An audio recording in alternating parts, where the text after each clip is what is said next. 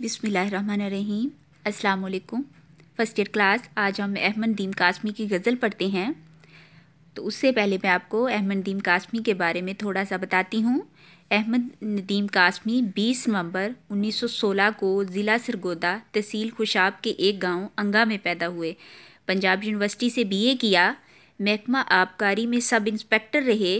मुलाजमत छोड़कर तहज़ीब निस्वां और फूल के एडिटर मुकर्रर हुए। 1963 में अपना माहनामा रिसाला फ़नून निकाला। इनकी गज़ल के क्लासिकी मिजाज पर छठी दहाई की गज़ल ने भी बहुत से असरात डाले हैं। तरक्की पसंद तहरीक के ज़ेर असर रहते हुए भी अपने कलाम को महज नारा नहीं बनने दिया, बल्कि उसमें फ़न के तकाज़ों को भी पूरा किया है। शायरी में रिमझिम, जलालो जमाल, शोलाए गुल, दश्ते वफ़ा, दवाम और मुहीत इसके ज़ख़ीम मजमूए हैं। 2006 में ये वफ़ात पा गई। आइए हम इसकी गज़ल पढ़ते हैं। पहला शेर है, अब तो कुछ और ही इजाज़ दिखाया जाए, शाम के बाद भी सूरज ना बुझाया जाए। उर्दू अदब में बहुत कम लोग हैं जिन्हें उर्दू शायरी और नसर दोनों में बुलंद मुकाम हासिल हुआ, और अहमद नदीम कासमी उन्हीं लोगों में हैं। इस शेर में उनका इशारा है, साइंस की बढ़ती हुई तरक्की आज उजे सुरैया की सरहदों को छू रही है। शब रोज़ साइंस की नई नई ईजादात नाकाबिले यकीन मालूम होती हैं। इंसानी आँख से नज़र ना आने वाले एक माइक्रोस्कोपिक ज़रे को इस्तेमाल में लाते हुए उसने एटम बम तैयार कर डाला, जो 12 सेकंड में हज़ारों मरबा मील को तबाह कर सकता है। आज मसनूई तौर पर तूफ़ान, आंधी, बारिश, सैलाब और ज़लज़ला वगैरह भी बपा हो रहे हैं। शायद इसीलिए इकबाल ने कहा था, अरूजे आदम खाकी से अंजुम सहमे जाते हैं कि ये टूटा हुआ तारा माए कामिल ना बन जाए। इन हालात में शायर कहता है कि अब कोई ऐसी अनहोनी बात की जाए जो बिल्कुल नई महसूस हो। चुनाचे अब वो इंसान को सूरज मुक़य्यद करने का मशवरा दे रहा है कि सूरज को साकिन कर दिया जाए ताकि दुनिया में हमेशा हमेशा दिन ही रहे। ताहम याद रहे, ऐसा हरगिज़ भी मुमकिन नहीं। इंसान अभी सूरज से हज़ारों मील दूर रहता है। फिर भी शायर ने एक अनोखी बात के तौर पर सूरज को साकिन करने का कहा है, जो सरी तौर पर नामुमकिन है। शेर का दूसरा मफ़हूम ये भी हो सकता है कि शायर सूरज की हमेशगी का इसलिए चाहता है ताकि रात ख़त्म हो जाए, क्योंकि रात ही ज़्यादा बुराइयां रात ही में होती हैं, जबकि सूरज रोशनी, खैर और भलाई की इलामत है। इसकी रोशनी में जुल्म व ज़्यादती, डाका ज़नी, चोरी और बेईमानी के इम्कानात कम होते हैं, जबकि मकरो फ़रेब, चोरी, डकैती, शराबखोरी, बदकारी, हर तरह के जराइम रात के दामन में ज़्यादा पलते हैं। इसलिए शायर सूरज का मुतकाज़ी है कि ताकि बदउनवानियों और बदअमनी का दौर ख़त्म हो जाए। दूसरा शेर है, नए इंसान से तारुफ जो हुआ तो बोला, मैं हूँ सुकरात, मुझे जहर पिलाया जाए।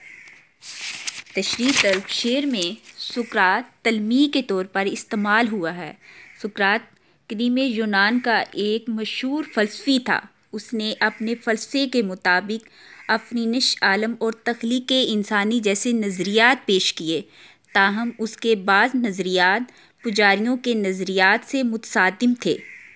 लेकिन फिर उसके बाद सुकरात ने नौजवान अपनी तरफ माइल किए और मसावात और इंसाफ का इल्म बुलंद किया। ये ज़ालिम हुक्मरान के ख़िलाफ़ बगावत थी। फ़रोख्तों के बाद अब उसने हकाम की दुश्मनी मोल ली, तो उसे देवताओं का मुनकर करार देकर जामे ज़हर पिला दिया गया और हमेशा के लिए खामोश कर दिया गया। तारीख़ इंसानी शाहिद है कि हर दौर के फ़िरौन के सामने कोई ना कोई मूसा ज़रूर बरसरे पिकार होता है। चुनाचे सुकरात ने भी सच्चाई का परचम थामा और अपनी जान की कुर्बानी तो दे दी, लेकिन परचम सदाकत का बुलंद कर गया। याद रहे, उसकी मौत उसके सच्चे नज़रियात की मौत ना थी। शायर कहता है कि असरी हाजिर के जदीद इंसान से वो मुतारफ़ हुआ तो उसने अपने आप को सुकरात ज़ाहिर किया, यानी वो हक़ व सदाकत से बाज ना आएगा, और अगर کھلے عام سچ بولنے پر پابندی لگائی گئی تو وہ ذرائع ابلاغ کو استعمال میں لاتے ہوئے اپنے حقوق کا دفاع کرے گا اور سچ بات کہہ ڈالے گا۔ بقول شاعر، حق بات پہ تعزیریں کچھ آج نہیں کوثر، بے درد زمانے کی یہ ریت پرانی ہے، اور وہ سچ کی پاداش میں سکرات کی مانند سزا بھگتنے کو تیار ہے، اور زہر کا پیالہ بھی پی سکتا ہے، کیونکہ وہ جانتا ہے کہ راست بازوں اور سچے لوگوں کو ہمیشہ زمانہ مصائب ہی دیتا ہے۔ تیسرا شعر پڑھتے ہیں۔ موت سے کس کو مفر ہے مگر انسانوں کو، پہلے جینے کا سلیقہ تو سکھایا جائے۔ تشریح طلب شعر میں شاعر نے دو حقائق کو بے نقاب کیا ہے، اول کہ موت اٹل ہے اور دوم کہ آج کا انسان جینے کے طریقوں سے ناواقف ہے۔ شاعر کہتا ہے کہ موت سے کوئی شخص کوئی زیرو بھاگ نہیں سکتا۔ ارشاد بانی ہے، تم جہاں کہیں بھی چلے جاؤ تم موت سے نہیں بھاگ سکتے، چاہے تم مضبوط قلعوں ہی سے کیوں نہ چھپ جاؤ۔ کسی شخص کے لیے موت سے کوئی جائے فرار نہیں، تمام کائنات ہی فانی ہے۔ بقول شاعر، موت سے کس کو رستگاری ہے، آج وہ کل ہماری باری ہے۔ دوسرا پہلو یہ ہے کہ شاعر کہتا ہے انسان کو چاہیے کہ وہ جینے کا سلیقہ اور طریقہ سیکھے۔ دراصل آج کا انسان اخلاقی اقدار کو پامال کر رہا ہے، ہر سو نفسا نفسی کا عالم ہے، وہ جینے کے تمام قرینے فراموش کر چکا ہے۔ معاشی بحران اور مذہبی فقدان نے ان کی زندگی اجیرن کر دی ہے۔ طبقہ عمرہ اور طبقہ غربا دونوں میں جینے کے حقیقی ڈب سے ناواقف ہیں۔ عمرہ کا طبقہ عیش و عشرت کی زندگی بسر کر رہا ہے اور غربا کی حق تلفی اور ان کی ہڈیوں پر اپنی عشرت قدے تعمیر کر رہا ہے۔ دوسری طرف جب غریبوں کا خون نچوڑا جاتا ہے تو انہیں اپنی جان کے لالے پڑ جاتے ہیں، تو پھر وہ تہذیب و تمدن کو یکسر فراموش کر کے زندگی قائم رکھنے کے لیے اونچے ہتھ کنڈے استعمال کرنا شروع کر دیتے ہیں اور اخلاقی اقدار کو پس پشت ڈال کر جرائم پر اتر آتے ہیں، اور اس طرح انسان حیوانوں سے بدتر شیطان کا روپ دھار دیتے ہیں۔ ایسے میں شاعر کہتا ہے کہ انسان کو جینے کا ڈب سکھایا جائے۔ یہ ڈب کیسے سکھایا جا سکتا ہے؟ صاف جواب ہے کہ حضور اکرم صلی اللہ علیہ وآلہ وسلم کے اسوہ حسنہ کی پیروی کی جائے، ایک ایسی ہستی کی سیرت کی پیروی کرے جو رہتی دنیا تک کے انسانوں کی مکمل رہنمائی اور رہبری کرتی ہے، یا دوسرے الفاظ میں دین اسلام پر اپنی گرفت مضبوط کرے۔ اسلام ایک مکمل ضابطہ حیات ہے، اس پر عمل کرنے والا دنیا اور آخرت دونوں جہاں میں سرخرو و کامیاب ہو سکتا ہے اور بنی نوع انسان کا ہمدرد و ہمخوار بھی بن سکتا ہے۔ آخری شعر ہے۔ حکم ہے سچ بھی کرینے سے کہا جائے ندیم، زخم کو زخم نہیں پھول بتایا جائے۔ شعر اس بات کا غماز ہے کہ ظالم حکمران اور آمر مطلق اپنے خلاف کچھ سننا گوارا نہیں کرتے۔ دور آمریت میں لوگوں کو سچ کہنے کی اجازت نہیں ہوتی۔